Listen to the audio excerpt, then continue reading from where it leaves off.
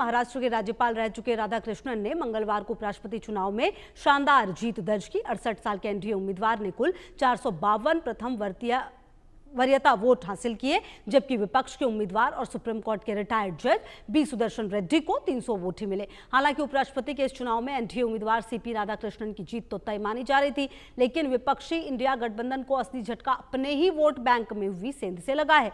राधाकृष्णन ने 152 वोटों की मार्जिन से सुदर्शन रेड्डी को शिकस्त देकर सभी को चौंका दिया है, क्योंकि एनडीए को उसकी ताकत से ज्यादा वोट मिले हैं। संसद की मौजूदा संख्या बल के हिसाब से एनडीए के 427 और इंडिया ब्लॉक के 315 वोट थे। इसके बाद भी सुदर्शन रेड्डी को कम वोट मिलने से साफ है कि सत्ता पक्ष विपक्ष में सेंधमारी करने में सफल रहा। राधाकृष्णन को एनडीए के 427 वोट की तुलना में 25 वोट ज्यादा यानी 452 वोट मिले हैं। वहीं सुदर्शन रेड्डी को इंडिया ब्लॉक के 315 की तुलना में 15 वोट कम मिले यानी 300 वोट मिले हैं। इससे साफ है कि विपक्ष के 15 सांसदों ने एनडीए के पक्ष में वोट डाले हैं। क्रॉस वोटिंग को लेकर सांसदों के निरस्त वोटों के पीछे क्या कहानी है, आइए आपको जरा ग्राफिक्स के जरिए समझाते हैं।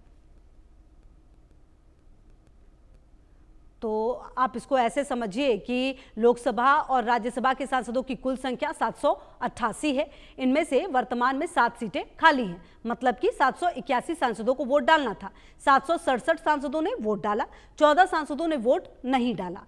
कुल 767 वोटों में से 752 वोट वैध पाए गए, 15 निरस्त हुए। 752 वोटों में से एनडीए के सीपी राधाकृष्णन को 452 वोट मिले, इंडिया ब्लॉक के बी सुदर्शन रेड्डी को 300 वोट मिले। एनडीए के सांसदों की संख्या 427 थी, विपक्षी सांसदों की संख्या 354 थी। विपक्षी सांसदों में इंडिया ब्लॉक में शामिल पार्टियों के 315 और 39 ऐसे दलों के सांसद थे जो एनडीए और इंडिया ब्लॉक किसी का हिस्सा नहीं थे। वाईएसआर कांग्रेस के 11 सांसदों ने एनडीए के राधाकृष्णन के पक्ष में वोट दिया।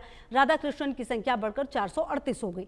न्यूट्रल की संख्या घटकर 28 रह गई। इन 28 सांसदों में से बीजेडी के 7, बीआरएस के 4, अकाली दल के 1 और 2 निर्दलीय सांसदों ने वोटिंग में हिस्सा नहीं लिया, यानी 14 वोट अनुपस्थित रहे। इस तरह न्यूट्रल की संख्या घटकर 14 रह गई। इनमें से कुछ वोटरों ने एनडीए उम्मीदवार के पक्ष में वोट किया होगा। वाईएसआर कांग्रेस का समर्थन मिलने के बाद राधाकृष्णन ने 438 वोट पाए, जबकि उन्हें 452 वोट मिले। इस तरह सीपी राधाकृष्णन को 14 अतिरिक्त वोट मिले, जिससे माना जा रहा है कि कुछ न्यूट्रल वोट भी हैं।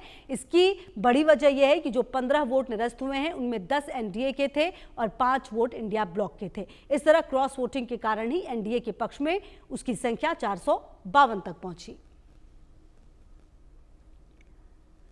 तो जो बड़ा झटका है वो निश्चित तौर पर लगा है। देखिए, जीत तो तय जरूर मानी जा रही थी एनडीए के प्रत्याशी की, लेकिन कहीं ना कहीं जो एक समर्थन की बात होती है वो अपने ही प्रत्याशियों को नहीं कर पाए इंडिया के सभी जो सांसद थे। ये अपने आप में बड़ा सवाल है। बहरहाल अब इस पर मंथन जरूर होना चाहिए विपक्ष की तरफ से।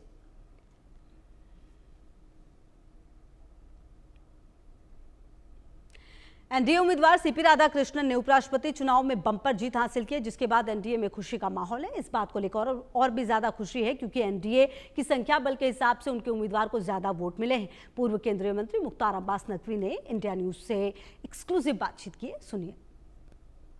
पूर्व केंद्रीय मंत्री बीजेपी के वरिष्ठ नेता मुख्तार अब्बास नकवी साहब साथ में मौजूद है। नकवी साहब, उपराष्ट्रपति पद पर वो एनडीए कैंडिडेट सीपी राधाकृष्णन की जबरदस्त जीत हुई है और ये भी कहा जा रहा है कि जो एनडीए की जो संख्या थी 427, उससे कहीं ज्यादा वोट मिले। देखो, ऐसा है, कांग्रेस पार्टी की जो अंतरात्मा की आवाज़ है वो गच्चा दे देती है आजकल, और जब कांग्रेस पार्टी की अंतरात्मा की आवाज़ जो है वो गच्चा दे रही हो तो इसी तरह का आपको रिजल्ट दिखाई पड़ेगा।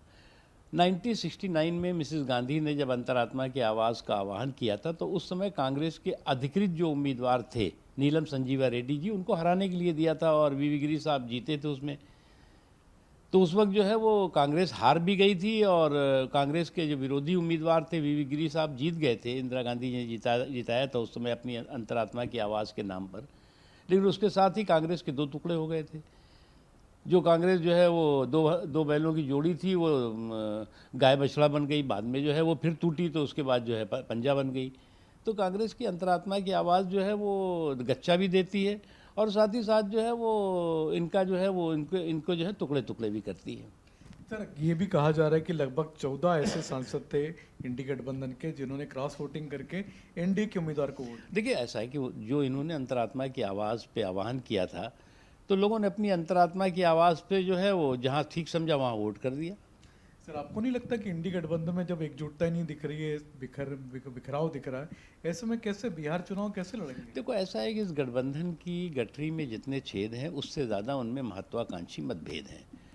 छेद को रफू करने, मतभेद को रफू चक्कर करने में जो है वो ये भी निपट जाएंगे और इनका गठबंधन भी निपट जाएगा। देख लीजिएगा आप। एक सवाल सर नेपाल के बारे में है, वहाँ की जो घटनाएं हैं भारत के लिए भी चिंताजनक है, पड़ोसी देश है नेपाल हमारा। देखिए हम नेपाल के साथ हमारे सामाजिक, सांस्कृतिक सभी तरह के जो है वो बहुत करीब के रिश्ते हैं और जो कुछ घटनाक्रम है उस पर भारत की सरकार बहुत अपनी पैनी नज़र रखे हुए है और वहाँ पर जो भारतीय हैं उनकी सुरक्षा को दृष्टि से जो है वो काम कर रही है। सर, भारत के पड़ोसी थे, पहले श्रीलंका में इस तरह की घटना हुई, फिर बांग्लादेश में हुई, अब नेपाल में हुई। कोई देखिए साजिश दुनिया की उथल पुथल के बीच में भारत की में स्टेबल सरकार और स्टेबिलिटी मजबूत है, ये बात पूरी दुनिया के लिए सबक और संदेश है। ये थे नकवी साहब, जिनका कहना कि पूरी दुनिया भर में उथल पुथल चल रही है, लेकिन ऐसी उथल पुथल के बीच में भी भारत में जिस तरह से स्टेबल सरकार है, ये पूरी दुनिया के लिए एक साफ संदेश भी है। कैमरामैन अविनाश के साथ संजय शर्मा।